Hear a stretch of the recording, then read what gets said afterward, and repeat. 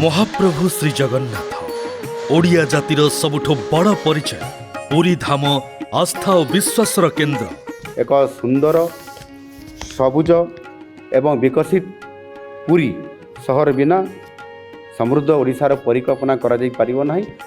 पवित्र रथयात्रा अवसर में मुख्यमंत्री बड़ घोषणा, पुरी आउ रहिबनी पौरपालिकार मान्यतार।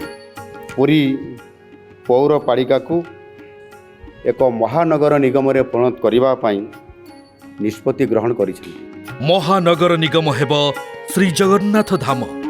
नागरिक सुविधा, बहुविध सेवा, भक्त और पर्यटक चर्चा एसबुरे आसिब बड़ सकारात्मक परिवर्तन।